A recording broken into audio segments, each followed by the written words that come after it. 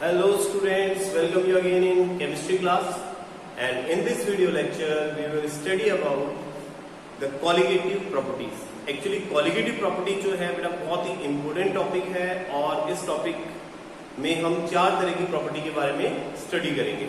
तो first of all हम ये जानने की कोशिश करेंगे कि colligative property किसे कहते हैं. तो let's see colligative प्रॉपर्टीज. देखिए कॉलिगेटिव प्रॉपर्टीज क्या है. किसी भी सॉल्यूशन में वो प्रॉपर्टी जो सॉल्यूशन में प्रेजेंट सॉल्यूट के नंबर ऑफ पार्टिकल्स पर डिपेंड करती है या उनके नंबर ऑफ मोल्स पर डिपेंड करती है, उन्हें हम कॉलिगेटिव प्रॉपर्टी कहते हैं. तो we can say colligative properties are those properties of solution which depend upon number of particles, solute particles present in solution. ठीक है, ऐसी प्रॉपर्टीज को हम क्या कहते हैं, कॉलिगेटिव प्रॉपर्टीज.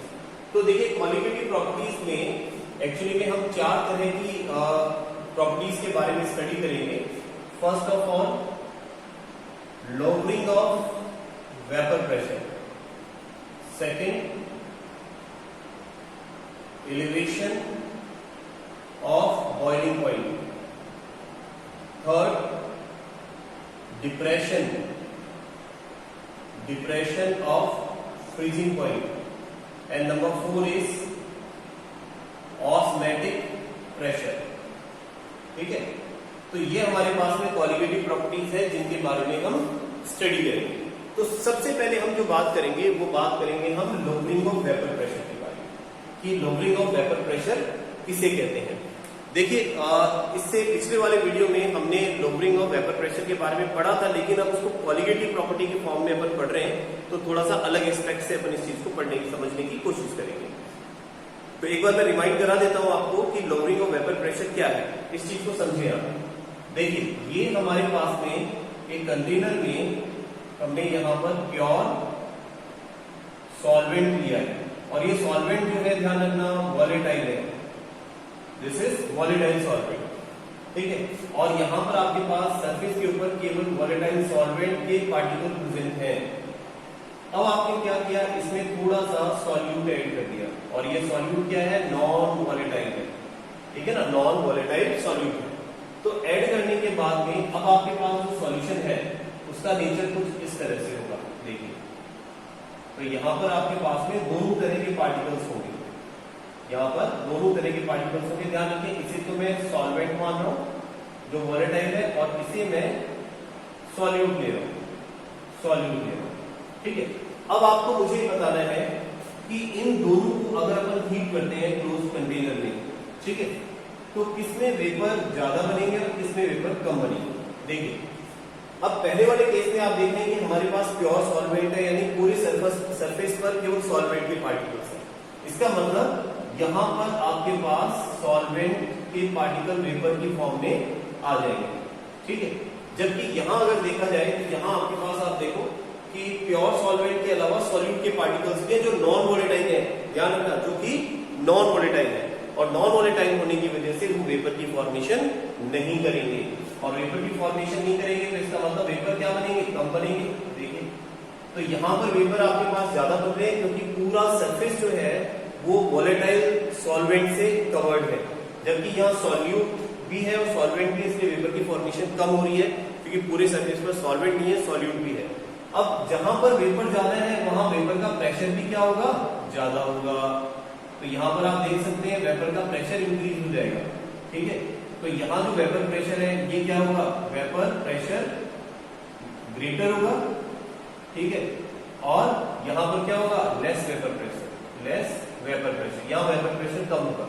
तो अब हम कंक्लूजन क्या निकाल रहे हैं कि जब हम किसी प्योर सॉल्वेंट में थोड़ा सॉल्यूट ऐड कर दें, ठीक है, प्योर सॉल्वेंट में नॉन वॉलेटाइल सॉल्यूट को ऐड कर दें तो उसका वेपर प्रेशर जो है वो कम हो जाता है. और वेपर प्रेशर में जो ये कमी आ रही है, वेपर प्रेशर में जो ये फॉल आ रहा है, इसी को हम क्या कहते हैं, लोअरिंग ऑफ वेपर प्रेशर. ठीक है ना, इसको हम क्या कहते हैं, लोअरिंग ऑफ वेपर प्रेशर. तो हम बात कर रहे थे लोअरिंग ऑफ वेपर प्रेशर एक कॉलिगेटिव प्रॉपर्टी है. अब इसको जरा प्रूव करने की कोशिश करें. तो यहां मेरा कहने का मतलब है कि कॉलिगेटिव प्रॉपर्टी वो है जो नंबर ऑफ सॉल्यूट पार्टिकल पर डिपेंड करे। तो आपने देखो यहाँ सॉल्यूट ऐड किया तो वेपर प्रेशर कम हो गया। अगर मैं ज्यादा सॉल्यूट ऐड करता, ठीक है, तो वेपर प्रेशर और कम हो जाता। जैसे आप यहाँ देखो 1 लीटर सॉल्वेंट है आपके पास, इसमें आपने 5 ग्राम NaCl को डिसॉल्व किया है। यहाँ पर भी 1 लीटर सॉल्वेंट है आपके पास, वाटर है, और यहाँ पर आपने इसमें 10 ग्राम NaCl को ऐड किया है। तो आप देख सकते हैं जिसमें NaCl ज्यादा है, सॉल्यूट के पार्टिकल ज्यादा आपने ऐड किए हैं, तो उसका वेपर प्रेशर जो है वो ज्यादा कम हो जाएगा। उसके वेपर प्रेशर में जो कमी होगी वो ग्रेटर होगी, ठीक है ना। तो इसी को अपन कह रहे हैं कि जो कॉलिगेटिव प्रॉपर्टी है वो नंबर ऑफ पार्टिकल पर डिपेंड करती है, और लॉवरिंग ऑफ वेपर प्रेशर एक कॉलिगेटिव प्रॉपर्टी है, ठीक है। जितना ग्रेटर नंबर में आप सॉल्यूट ऐड करेंगे उतनी ही उसकी वेपर प्रेशर डिक्रीज हो जाएगी, ठीक है ना। तो अब अगर आपको कहा जाए कि जैसे आपके पास 2 तरह के सॉल्यूशन है, एक में 5 ग्राम और दूसरे में 10 ग्राम आपने NaCl को डिसॉल्व किया है, तो किसका वेपर प्रेशर ज्यादा होगा, किसका कम होगा? इसका वेपर प्रेशर जो होगा, क्योंकि 5 ग्राम है तो लेस होगा, सॉरी 5 ग्राम है तो क्योंकि हमने कहा ज्यादा मिलाने पर वेपर प्रेशर में कमी ज्यादा आती है, तो इसका मतलब इसका जो वेपर प्रेशर है वो लेस है, ठीक है। और इसका क्या होगा, मोर, इसका वेपर प्रेशर ज्यादा होगा जिसमें आपने कम सॉल्यूट डिसॉल्व किया है, और जिसमें ज्यादा सॉल्यूट डिसॉल्व किया है उसका वेपर प्रेशर कम हो जाएगा, ठीक है। ये लोअरिंग ऑफ वेपर प्रेशर है। अब हम बात करते हैं, इसको रफ कर दे बेटा, लोअरिंग ऑफ वेपर प्रेशर को, चलिए इसको रफ कर देते हैं। अब हम बात करते हैं कि लोअरिंग ऑफ वेपर प्रेशर की हेल्प से आप किसी सॉल्यूट का मोलर मास कैसे फाइंड करेंगे, ठीक है। तो एक छोटी सी डेरिवेशन देखते हैं, और इसमें देखते हैं डिटरमाइनिंग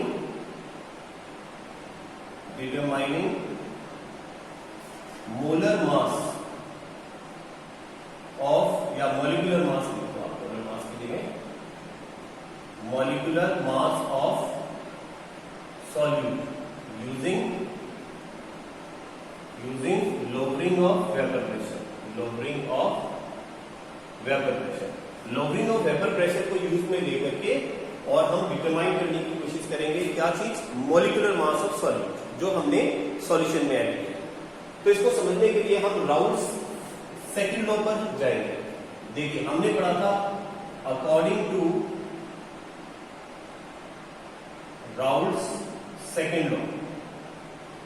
अगर हम राउल्स के सेकंड लॉ की बात करते हैं, सेकंड लॉ कौन सा था, नॉन वॉलेटाइल सॉल्यूट के लिए, ठीक है ना, for non volatile solute, non volatile solute के लिए जो था वो राउल्स का सेकंड लॉ था।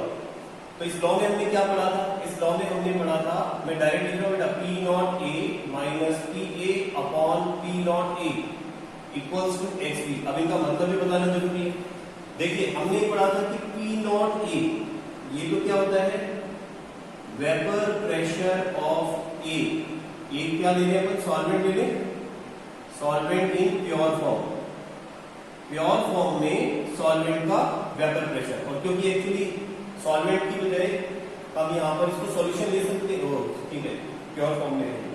और PA क्या है आपके पास, PA आपके पास हो जाएगा vapour pressure, partial vapour pressure, partial vapour pressure of A का पार्शियल वेपर प्रेशर। और A का पार्शियल वेपर प्रेशर कब देखेंगे, जब A दूसरे कंपोनेंट B के साथ प्रेजेंट है सॉल्यूशन के अंदर, तो एक तरह से सॉल्यूशन का ही वेपर प्रेशर है, ठीक है। और XB क्या है आपके पास, XB हमने पढ़ा था मोल फ्रैक्शन ऑफ A का मोल फ्रैक्शन, ठीक है। तो अब हमें क्या करना है, हमें यहां पर जैसा मैंने कहा ड्राइव करना है सॉल्यूट का मॉलिक्यूलर फॉर्मूला, ठीक है। अब उसको ड्राइव करने के लिए इस चीज को समझते हैं कि देखिए राउल्स की सेकंड लॉ में स्टेटमेंट क्या था, स्टेटमेंट था कि ये जो हमने लिखा है इसको हमने कहा था relative lowering of vapour pressure. Vapour pressure की रिलेटिव लोअरिंग जो है वो किसके इक्वल होती है, mole fraction of solute, non volatile solute, non volatile solute के मोल फ्रैक्शन के इक्वल होती है। अब इसको थोड़ा सा आगे सॉल्व करते हैं। तो यहां पर अगर मैं XB की वैल्यू पुट कर देता हूं, ठीक है, यहां सॉल्व करते हैं इसको। देखिए P naught A minus PA upon P naught A equals to XB क्या है, मोल फ्रैक्शन ऑफ B। और अगर A और B दो कंपोनेंट हैं तो उस समय बी के मोल फ्रैक्शन को कैसे लिखेंगे आप, N B upon N A plus N B. इसका मतलब समझ रहे हैं ना कि बी क्या है, number of moles of solute non volatile solute component, and यहाँ पर टोटल नंबर ऑफ मोल्स, इन दोनों का रेशियो जो है वो मोल फ्रैक्शन होता है। अब यहाँ पर हमें पता है एस की एन बी जो है, ठीक है, सॉल्यूट का number of moles, it is very very less than N A के कंपैरिजन में बहुत कम है। और अब अगर मैं एन बी को एन ए में ऐड करके, ठीक है ना, ध्यान देना, एन बी को एन ए में ऐड करके और इसमें डिवाइड करता हूं या बिना ऐड के डिवाइड करता हूं तो ज्यादा फर्क नहीं पड़ता क्योंकि इसकी वैल्यू नेग्लिजिबल, सॉल्वेंट में सॉल्यूट बहुत कम होता है। तो यहाँ पर इसको नेग्लिजिबल मान करके, यानी इसकी वैल्यू जो है N A plus N B जो है, इन दोनों का सम जो है वो अपन मान सकते हैं कि लगभग एन ए के इक्वल है। तो यहाँ पर इसको मैं यूं लिख सकता हूँ P not A minus P A upon P not A equals to, और यहाँ पर क्या बचा आपके पास, N B upon N A ही बचा केवल, ठीक है। अब इसको आगे सॉल्व करने के लिए हम यहाँ क्या करेंगे, इनकी वैल्यू रख दें, नंबर ऑफ मोल्स। आपको पता है कि नंबर ऑफ मोल्स फाइंड करने का फॉर्मूला क्या होता है, given mass divided by molecular mass. तो यहाँ हम इसको कैसे लिख सकते हैं, देखिए P not A minus P A divided by P not A, pure form में vapour pressure, partial vapour pressure, pure form में वेपर प्रेशर, और यहाँ एन बी क्या हो जाएगा, W B upon N B, ठीक है, divided by W A upon N A. तो लिखा जा सकता है इसे, डब्ल्यू बी क्या है यहाँ पर, डब्ल्यू बी है मास ऑफ सॉल्यूट, ठीक है, एन बी है मोलर मास ऑफ सॉल्यूट या मॉलिक्यूलर मास ऑफ सॉल्यूट, ये mass of solvent, molecular mass of solvent. अब इसको आगे सिंप्लीफाई करने के लिए हम यूं लिख सकते हैं P not A minus P A upon P not A equals to W B upon N B, ठीक है, और यहाँ पर आगे अपॉन में क्या आ रहा है आपके पास, डब्ल्यू ए, और ये ऊपर चला जाएगा आपके पास एन बी। अब मैंने कहा था कि आपको यहाँ पर सॉल्यूट का क्या फाइंड करना था, हमें मॉलिक्यूलर मास ऑफ सॉल्यूट। अब मॉलिक्यूलर मास ऑफ सॉल्यूट क्या है, ध्यान रखना, इस पूरे इक्वेशन में हम ए सॉल्वेंट के लिए यूज में ले रहे हैं और बी जो है वो सॉल्यूट के लिए यूज में ले रहे हैं, ठीक है। तो यहाँ पर सॉल्यूट का मॉलिक्यूलर मास क्या है, एम बी, तो मुझे एम बी फाइंड करना है। तो एम बी को फाइंड करने के लिए मैं इसको इस तरह लिख सकता हूँ, M B equals to, M B को बाहर ले लिया मैंने, तो ये पूरा इधर जाके रेसिप्रोकल हो जाएगा, तो यहाँ बनेगा P not A upon P not A minus P A multiplied by W B into N A upon W A. तो ये आपके पास एक इक्वेशन बन गई है, ठीक है ना, ये इक्वेशन बन गई है। इस इक्वेशन की हेल्प से आप क्या फाइंड कर सकते हैं, एम बी फाइंड कर सकते हैं, मॉलिक्यूलर मास ऑफ सॉल्यूट। केवल मॉलिक्यूलर मास ऑफ सॉल्यूट ही नहीं, हम चाहें तो इसमें मास ऑफ सॉल्यूट भी फाइंड कर सकते हैं। भाई अगर आपको दिया गया हो कि लोअरिंग ऑफ वेपर प्रेशर इतना है, गिवन है, और आपको पूछा जाए कि बताओ इस लोअरिंग ऑफ वेपर प्रेशर के लिए कितना सॉल्यूट ऐड किया होगा, उसका मास कितना होगा, तो आपको क्या फाइंड करना है, डब्ल्यू बी फाइंड करना है, सॉल्यूट का मास, ठीक है ना। तो इससे रिलेटेड न्यूमेरिकल्स आपको वर्कशीट में मिल जाएंगे, वो न्यूमेरिकल आप जरूर सॉल्व करें, ठीक है, सिंपल है, कोई दिक्कत नहीं है। अब इसमें ना कुछ एक दो छोटी छोटी बातें और अपन यहाँ जान लेते हैं। देखिए जैसा मैंने कहा कि क्वालिटेटिव प्रॉपर्टी वो प्रॉपर्टी है जो सॉल्यूट के नंबर ऑफ पार्टिकल पर डिपेंड करती है। सॉल्यूट में जितने ज्यादा नंबर ऑफ पार्टिकल्स होंगे, क्वालिटेटिव प्रॉपर्टी उतनी ही हाई होगी। अब यहाँ पर ना एक थोड़ा सा कंफ्यूजन होता है कि कुछ सब्सटेंस ऐसे होते हैं जिनको जब आप वाटर में डिसॉल्व करते हैं तो वो डिसोसिएट हो जाते हैं। तो डिसोसिएट होने के बाद उनके नंबर ऑफ पार्टिकल्स एक्सपेक्टेड से ज्यादा हो जाते हैं, ठीक है, उनकी जो वैल्यू आती है वो डिफरेंट आती है, ठीक है। तो वहां पर जो लोअरिंग ऑफ वेपर प्रेशर है वो थोड़ा चेंज हो जाता है। अब जैसे मान लीजिए आपको एक क्वेश्चन दिया गया, मैं इसको रफ कर रहा हूं बेटा, इसको आगे समझाने के लिए, इसको नोट डाउन कर लिया होगा आपने, तो इसको रफ करते हैं, ठीक है, और एक सिंपल सा क्वेश्चन लेते हैं। देखिए क्वेश्चन में आपको सपोज मैं 4 सब्सटेंस दे रहा हूं जो 1 लीटर के अंदर डिसॉल्व कर रखे हैं। Suppose 1 mole of glucose C6H12O6 in 1 litre solution. 1 litre solution में आपने सॉल्यूशन में सॉल्वेंट में डिसॉल्व कर, ठीक है, सॉल्वेंट में आपने 1 मोल ग्लूकोज को डिसॉल्व किया होगा। दूसरा 1 मोल ऑफ NaCl, ठीक है, इन 1 लीटर ऑफ सॉल्वेंट। तीसरा 1 मोल ऑफ आपने BaCl2 को डिसॉल्व किया है। फोर्थ 1 मोल ऑफ AlCl3 को डिसॉल्व किया है। और fifth 1 mole of potassium ferrocyanate K4FeCN6 इसको डिसॉल्व किया है, ठीक है, इन 1 लीटर सॉल्यूशन। तो यहां पर मैंने आपको 4 सब्सटेंस ले लिए हैं, ग्लूकोज है, NaCl है, BaCl2 है, AlCl3 है और पोटेशियम फेरोसाइनेट है। आपको पूछा जाए कि इन कंपाउंड्स का जब अपन लोअरिंग ऑफ वेपर प्रेशर देखेंगे तो आप इन्हें अरेंज करें इंक्रीजिंग ऑर्डर में या डिक्रीजिंग ऑर्डर के अंदर वेपर प्रेशर में, ठीक है। तो यहां जैसे इसका क्वेश्चन पूछ लिया गया कि अरेंज इन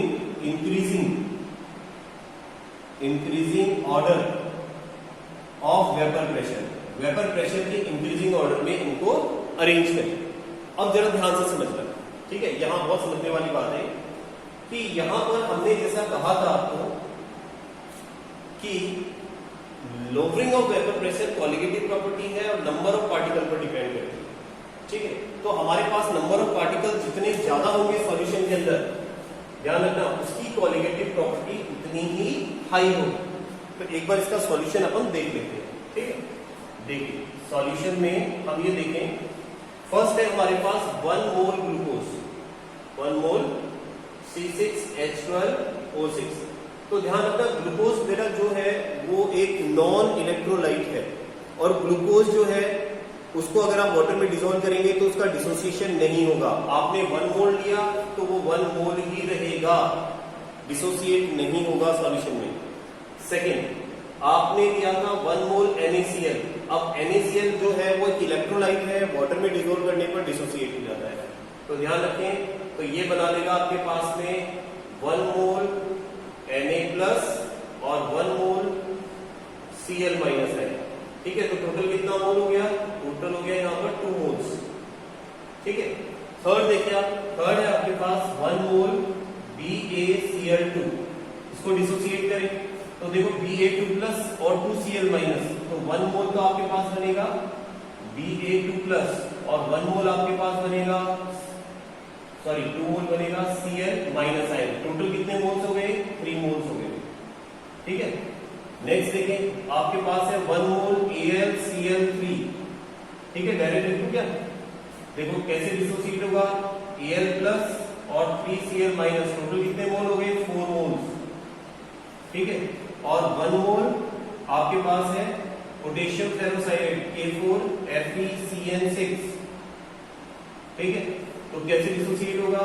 4K+ आयन और एक बन जाएगा फेरोसाइनाइड आयन CN6 4-, टोटल कितने मोल्स हो गए? टोटल हो गए 5 मोल्स, ठीक है। अब देखो ये आपने नंबर ऑफ मोल्स लिख दिए। अब अगर अपन इसको इंक्रीजिंग ऑर्डर में अरेंज करें तो सबसे कम क्या है? C6H12O6 है, ठीक है। नंबर ऑफ मोल्स की बात करें, ठीक है, सबसे कम मोल्स किसके? फिर उससे ज्यादा मोल्स किसके? NaCl के। उससे ज्यादा मोल्स किसके? BaCl2 के। उससे भी ज्यादा मोल्स किसके? AlCl3 के। और उससे भी ज्यादा मोल किसके? पोटेशियम फेरोसाइनाइड के। तो ये तो बेटा नंबर ऑफ मोल्स में लोअरिंग ऑफ वेपर प्रेशर नहीं हुआ है। अब हमने क्या पढ़ा था? ध्यान रखना, ये मोल्स को बता रहा है, नंबर ऑफ मोल्स का ऑर्डर है, ठीक है। हमने क्या पढ़ा था कि जिसमें नंबर ऑफ मोल्स ज्यादा होते हैं उसका लोअरिंग ऑफ वेपर प्रेशर भी ज्यादा होता है। तो इसका मतलब सबसे ज्यादा लोअरिंग वेपर प्रेशर की किसमें होगी? जिसमें नंबर ऑफ मोल्स सबसे ज्यादा है। इसका मतलब इसका वेपर प्रेशर सबसे कम हो जाएगा, ठीक है ना, इसका उससे कम। तो यहाँ पर एक्चुअली हम देखें तो अब हमें किसमें अरेंज करना है? Increasing order of vapour pressure. तो सबसे कम किसका होना चाहिए वेपर प्रेशर? जिसमें वेपर प्रेशर में कमी सबसे ज्यादा आई है, इसमें आई है। तो इसका वेपर प्रेशर सबसे कम है K4FeCN6, इसका वेपर प्रेशर सबसे कम है। इससे ज्यादा वेपर प्रेशर किसका है बेटा? AlCl3 का। इससे ज्यादा BaCl2 का। इससे भी ज्यादा NaCl का, और सबसे ज्यादा C6H12O6, क्योंकि इसमें नंबर ऑफ पार्टिकल सबसे कम है। तो ध्यान रखना ये वेपर प्रेशर को बता रहा है, ठीक है। ये ऑर्डर जो है ये किसको शो कर रहा है, वेपर प्रेशर। तो हम आसानी से बता सकते हैं कि वेपर प्रेशर का इंक्रीजिंग ऑर्डर क्या होगा, ठीक है। तो ये हो गया हमारा कोलिगेटिव प्रॉपर्टी में पहला टॉपिक, जिसे हम कहते हैं relative lowering of vapour pressure. तो आपको पता चल गया कि किस तरह से वेपर प्रेशर जो है वो नंबर ऑफ पार्टिकल्स पर डिपेंड करता है, ठीक है। चलिए अब आगे चलते हैं।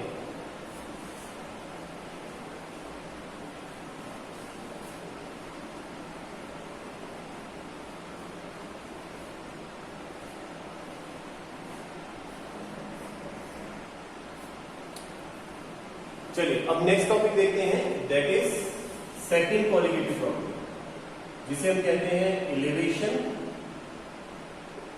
Elevation of boiling point. पूरा लिखिए, बॉइलिंग पॉइंट, ठीक है। देखिए एलिवेशन ऑफ बॉइलिंग पॉइंट क्या होता है, इसको समझने से पहले ये समझना जरूरी है कि बॉइलिंग पॉइंट क्या होता है। बहुत छोटी क्लास से आप पढ़ते आ रहे हैं, ठीक है ना, कि बॉइलिंग पॉइंट किसे कहते हैं। मोस्टली अब तक स्टूडेंट से जब पूछा जाता है कि भाई बॉइलिंग पॉइंट क्या है, तो मोस्टली स्टूडेंट ये बोलते हैं कि वो टेम्परेचर जिस पर कोई भी लिक्विड बॉइल करने लग जाए उसे हम बॉइलिंग पॉइंट कहते हैं। वो भी गलत नहीं है, लेकिन यहां हम बॉइलिंग पॉइंट की बात कर रहे हैं in term of vapour pressure. Vapour pressure की टर्म्स में बॉइलिंग पॉइंट की बात करें, ठीक है। एक बार पहले अपन बॉइलिंग पॉइंट को देखते हैं, बॉइलिंग पॉइंट क्या है। बॉइलिंग पॉइंट देखिए, बॉइलिंग पॉइंट किसी भी लिक्विड का वो टेम्परेचर है जिस पर उस लिक्विड का वेपर प्रेशर 1 atm प्रेशर के इक्वल हो जाए, उसे हम उसका बॉइलिंग पॉइंट कहते हैं। एक बार में कईयों को समझ में नहीं आता है, इसलिए इसको मैं दोबारा थोड़ा डिटेल में बता रहा हूं। देखिए हमें पता है कि एटमॉस्फेरिक प्रेशर कितना होता है बेटा, 1 atm प्रेशर होता है या 1 बार होता है लगभग। अब मेरी बात को गौर से सुनना, मैंने डेफिनेशन में कहा है कि लिक्विड का वो टेम्परेचर जब उसका वेपर प्रेशर 1 atm प्रेशर के इक्वल हो जाए। जब आप किसी लिक्विड को हीट करना स्टार्ट करते हैं, उसमें वेपर प्रोड्यूस होना स्टार्ट होगा और धीरे धीरे वो वेपर जो है वो अपना प्रेशर क्रिएट करेंगे उस लिक्विड के सरफेस के ऊपर। जब तक वेपर का प्रेशर उस लिक्विड के सरफेस पर 1 atm से कम है, एयर प्रेशर ज्यादा है और उस वेपर का प्रेशर कम है, तब तक वो बॉइल होना स्टार्ट नहीं होगा। और जैसे ही जिस टाइम पर वेपर प्रेशर जो है वो 1 atm प्रेशर को पार कर जाएगा, उससे ज्यादा हो जाएगा, तो क्या होगा, वेपर जो है वो बाहर निकलनी स्टार्ट होंगी और साथ ही साथ वो वाटर जो है उसके सरफेस से बॉइलिंग स्टार्ट हो जाएगी, क्योंकि जो प्रेशर ऊपर का है उससे ज्यादा प्रेशर वेपर का हो गया है। और उसी टेम्परेचर को हम क्या बोलते हैं, बॉइलिंग पॉइंट। जिस पॉइंट पर वेपर प्रेशर 1 atm प्रेशर के इक्वल हो जाए। अब उससे ज्यादा होगा तो नेचुरल है वो बॉइल होना स्टार्ट हो जाएगा, और उस पर वो जो टेम्परेचर जिस पर दोनों इक्वल हो जाते हैं उसे अपन क्या बोलते हैं, बॉइलिंग पॉइंट। पहले एक बार डेफिनेशन लिखते हैं इसकी ना, फिर वो समझेंगे इसका। देखिए बॉइलिंग पॉइंट क्या है, temperature of a liquid at which its vapor pressure becomes equal to 1 atm pressure, ठीक है ना, 1 atm प्रेशर के इक्वल हो जाए, उस टेम्परेचर को हम बॉइलिंग पॉइंट कहते हैं, ठीक। इसको आप एक डायग्राम से समझते हैं। देखिए हम एक काम करते हैं, 2 एक्सिस लेते हैं। एक एक्सिस पर तो मैं वेपर प्रेशर ले रहा हूं, वेपर प्रेशर एक्सिस, ठीक है, और दूसरे पर मैं टेम्परेचर को ले रहा हूं। अब मेरी बात को गौर से सुनना, यहां मैं 2 कर्व बनाऊंगा, एक बनाऊंगा सॉल्वेंट के लिए और एक बनाऊंगा सॉल्यूशन के लिए। आपने पढ़ा था कि जब हम सॉल्यूशन और सॉल्वेंट को हीट करते हैं तो ज्यादा वेपर कौन बनाता है? जो प्योर सॉल्वेंट होता है, क्योंकि इसकी सरफेस पर केवल सॉल्वेंट के पार्टिकल है और वो पूरे वेपर बनाएंगे। लेकिन सॉल्यूशन में सॉल्वेंट के साथ सॉल्यूट भी है, तो पूरा सरफेस वेपर नहीं बनाता है, कम बनाता है। तो इसका मतलब सॉल्यूशन का वेपर प्रेशर कम होता है और सॉल्वेंट का ज्यादा होता है। तो जब मैं दोनों के एक्सेस दोनों के लिए कर्व बना रहा हूं तो कुछ इस तरह से बनेंगे। देखिए, एक तो हम बना रहे हैं एक और ये दूसरा। पहला, जैसे मैंने कहा, किसका वेपर प्रेशर ज्यादा होता है? सॉल्वेंट का। ठीक है, सॉल्वेंट का वेपर प्रेशर है और ये सॉल्यूशन का वेपर प्रेशर। ठीक है, और अब मैं एक लाइन खींच रहा हूं यहां पर, और ये लाइन जो है, ध्यान रखना, ये 1 atm प्रेशर को बता रही है। ठीक है, अब वो डेफिनेशन याद करो जो मैंने अभी बताई थी। अभी मैंने बताई थी कि वो टेम्परेचर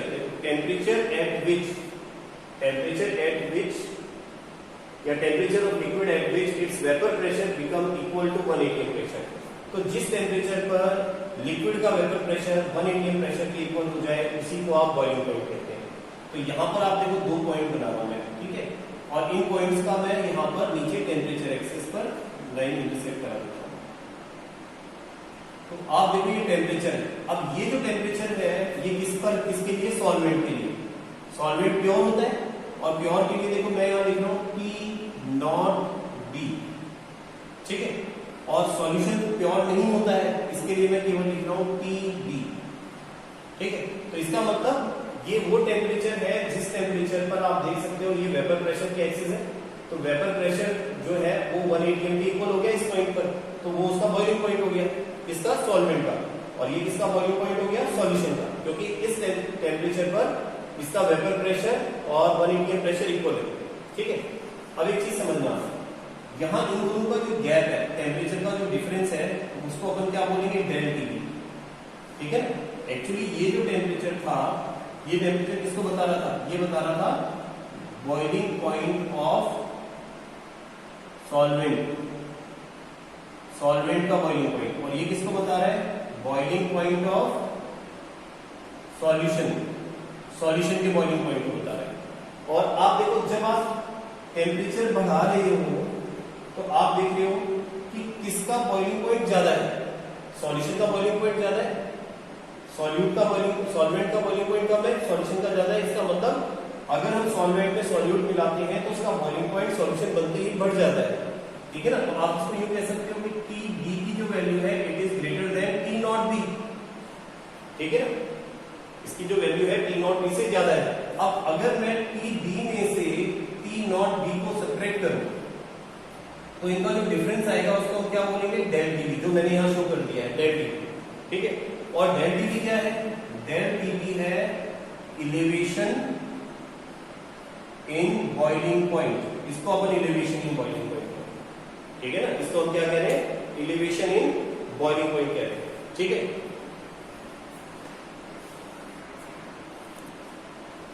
यस, देखिए, तो इसका मतलब ये है कि हमारे पास डेल TB जो है वो इलेवेशन इन बॉइलिंग पॉइंट आ गया।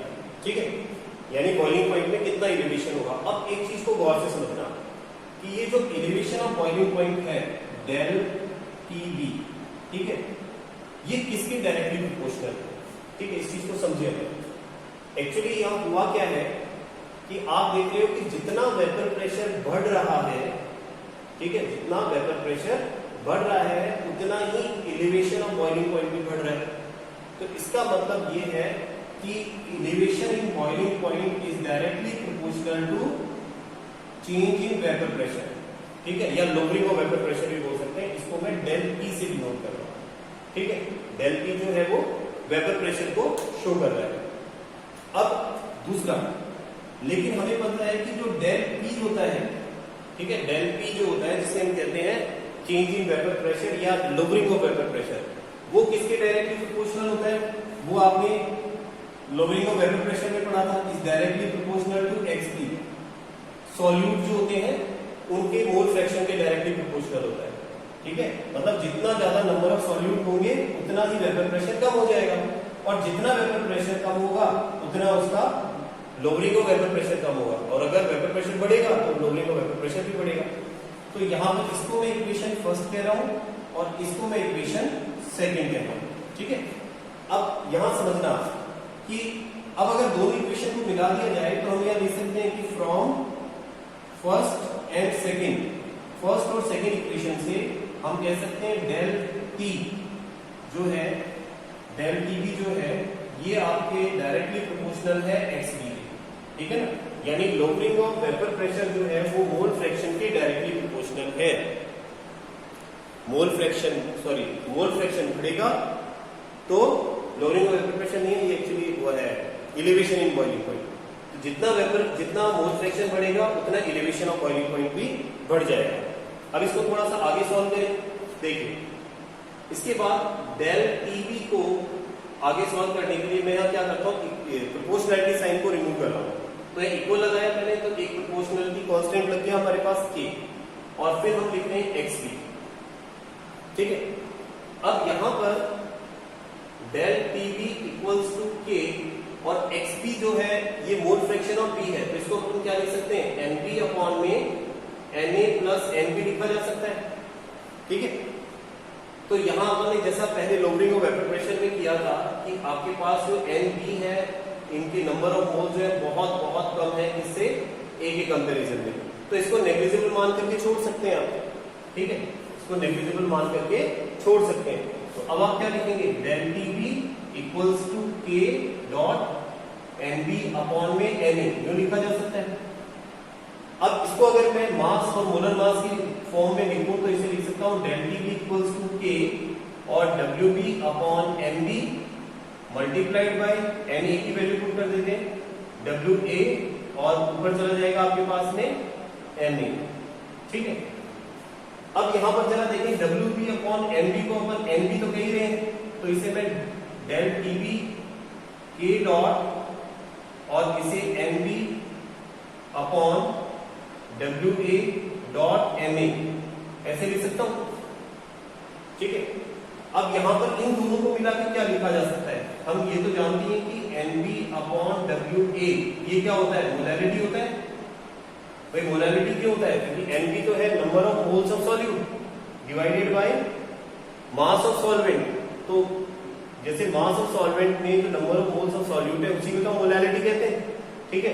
तो यहां पर हम क्या करेंगे, ये मोलैरिटी आ गया अपने पास, तो इसकी जगह मोलैरिटी हम लिख सकते हैं, तो del T B equals to K dot M और एम ए। अब एक नया कांस्टेंट बनाते हैं, देखो इनको मिला करके एक नया कांस्टेंट बना देंगे, और एक नया कांस्टेंट बनेगा आपके पास del T B equals to K B M dot M. अब ये बहुत ही इंपॉर्टेंट आपके पास में रिलेशन आ गया है, ध्यान रखना है। यहाँ के बी जो है इस इक्वेशन के अंदर के बी जो है, के बी इसको आप क्या बोलते हैं, के बी को कहते हैं आप मोलर एलिवेशन कांस्टेंट। इसका एक नाम हो रहा है, इसे इबुलियोस्कोपिक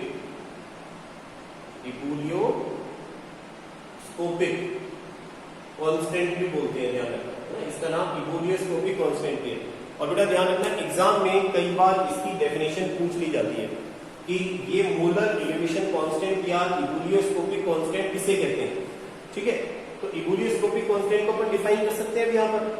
अगर मान लीजिए मैं मोलैरिटी को 1 लेता हूं, इफ m इक्वल्स टू 1 मोल पर केजी, मोलैरिटी में 1 मोल पर केजी ले रहा हूं, तो उस केस में आप देखो डेल टीबी किसके इक्वल हो गया, डेल टीबी केबी के इक्वल हो गया। तो अब इसको डिफाइन किया जा सकता है, ठीक है ना, कि केबी क्या है, इबुलियोस्कोपिक कांस्टेंट या मोलर एलिवेशन कांस्टेंट क्या है। तो हम यहां लिख सकते हैं केबी इज इक्वल टू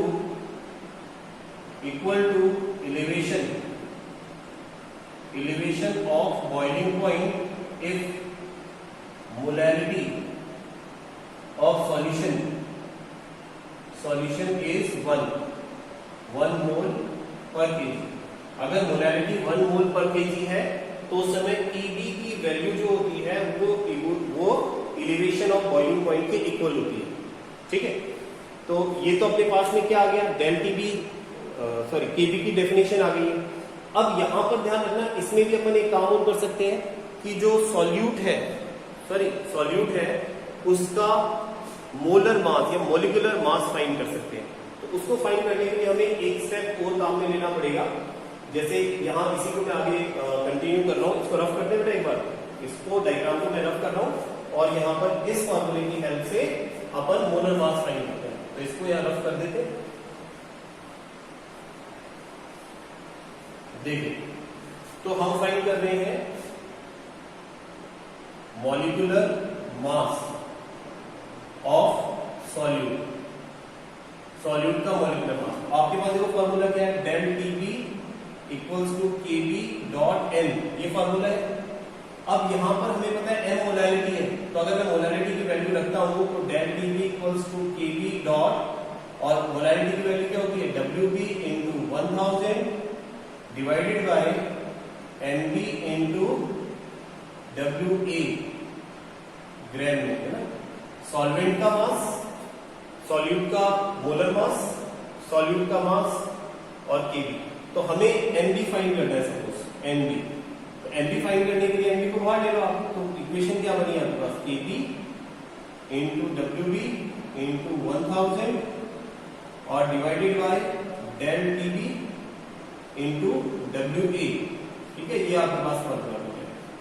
ठीक, और अगर मान लो इसी क्वेश्चन में आपको ये कहा जाए कि आपने कितना सॉल्यूट ऐड किया कि उसका जो एलिवेशन ऑफ बॉइलिंग पॉइंट है वो इतना हो गया या बॉइलिंग पॉइंट बढ़ करके इतना हो गया, तो उस कंडीशन में आपको डब्ल्यूबी फाइंड करना पड़ेगा। अगर आप डब्ल्यूबी फाइंड करते हैं तो डब्ल्यूबी को बाहर ले लें, तो जैसे आप डब्ल्यूबी को बाहर लेंगे तो यहाँ आपके पास वैल्यू क्या आ जाएगी, देखें तो इसका रेसिप्रोकल आ जाएगा इधर होकर के, तो NB multiplied by del TB into WA divided by KB और इंटू 1000, ये फॉर्मूला बन जाएगा। तो इस तरह से आप डब्ल्यूबी भी फाइंड कर सकते हैं।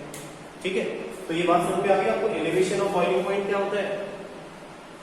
चलिए अब एक क्वेश्चन पूछता हूं आपसे, ध्यान देना इस क्वेश्चन पर, कि अगर आपको पूछा जाए कि आपके पास सॉल्यूशन है 1 लीटर सॉल्यूशन having 1 मोल यूरिया।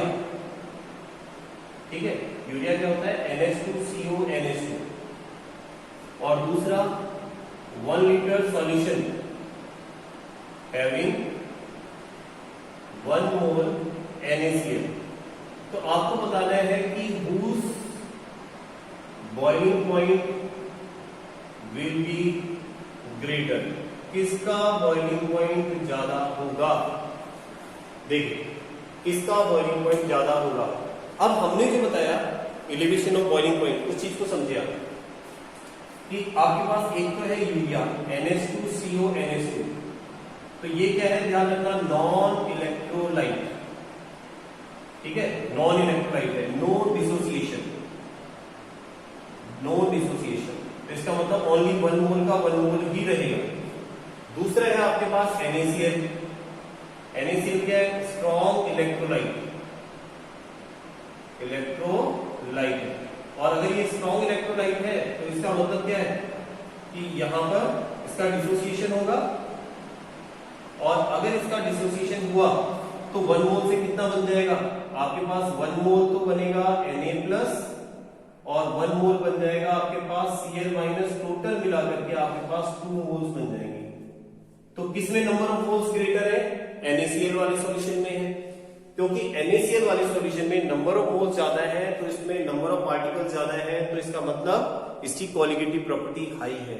और कोलिगेटिव प्रॉपर्टी क्या है, एलिवेशन ऑफ बॉइलिंग पॉइंट, मतलब इसका elevation of boiling point high है, इसका मतलब इसका बॉइलिंग पॉइंट ज्यादा बढ़ेगा। और अगर इसका बॉइलिंग पॉइंट बढ़ता है तो नेचुरल है, हम बता सकते हैं कि किसका बीपी ज्यादा होना चाहिए, कि NaCl सॉल्यूशन है तो आपके पास, और दूसरा आपके पास में यूरिया सॉल्यूशन, ठीक है, सॉल्यूशन। तो नेचुरल है कि यहां पर किसका बीपी ज्यादा होगा, NaCl सॉल्यूशन का बीपी जो है वो ग्रेटर होगा। ठीक है, तो आई थिंक ये समझ में आ गया आपको। ओके, आगे चले।